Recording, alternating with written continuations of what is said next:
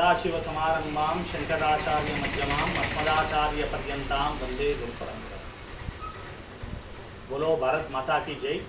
చాలా రోజుల తర్వాత నేను మీ సుమన్ శర్మ వీడియో ముందుకు వస్తున్నాను। ఈ మధ్యకాలంలో ముఖ్యంగా బంగ్లాదేశ్లో హిందువుల మీద జరిగే అరాచకాల గురించి ముఖ్యంగా ప్రస్తావిస్తూ ఈ వీడియో చేయడం జరుగుతుంది। చరిత్రలో ఎన్నడూ లేని విధంగా ఏవైతే ప్రత్యామ్నాయాలు ఉన్నాయో, శంకరాచార్య ప్రత్యామ్నాయాలు ఉన్నాయో, శంకరాచార్య ప్రత్యామ్నాయాలకు సంబంధించి ఉత్తరాధీశులు, పీఠాధిపతులు, ముఖ్యంగా కంచికామకోటి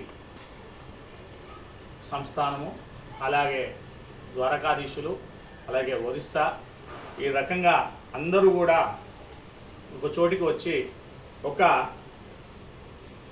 ముఖ్యమైన సందేశాన్ని హిందువులకు ఇవ్వడం అనేది చాలా శుభ పరిణామం। ఈ రకంగా ఇవ్వడం అనేది ఒక హిందువులలో చైతన్యాన్ని రగిలిస్తుంది। ఆ రకంగానే శృంగేరి పీఠాధిపతులు ఈరోజు రాలేకపోయారు, కానీ వారి యొక్క సమాచారాన్ని కూడా తెలియజేయడం జరిగింది। కాబట్టి సదాశివ సమారంభాం శంకరాచార్య మధ్యమాం అస్మదాచార్య పర్యంతం వందే గురు పరంపరాం అని అంటాం। అంటే ఏంటంటే గురువులను మించిన వారు ఎవరు ఉండరు।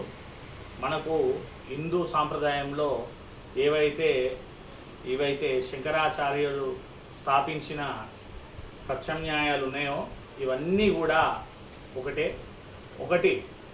ఒకటే తాడు పైకి వచ్చేసేసి ఒక హిందూ పరంపరను, హిందూ ధర్మాన్ని కాపాడడానికి మనకు బంగ్లాదేశ్లో జరుగుతున్న అది ఫ్రాంక్గా కూడా చెప్పాలి అని అంటే ఇట్స్ ఎ హోమిసైడ్, నరమేధాన్ని తలపిస్తుంది।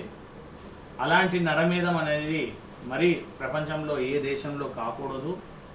ఆ రకంగా నరమేధం అనేది ఆపాలి। బంగ్లాదేశ్ ప్రభుత్వాన్ని హెచ్చరించాలి, బంగ్లాదేశ్కి సంబంధించిన మిలిటరీ అధికారులను హెచ్చరించాలి, మన హిందువులను కాపాడుకోవాలి।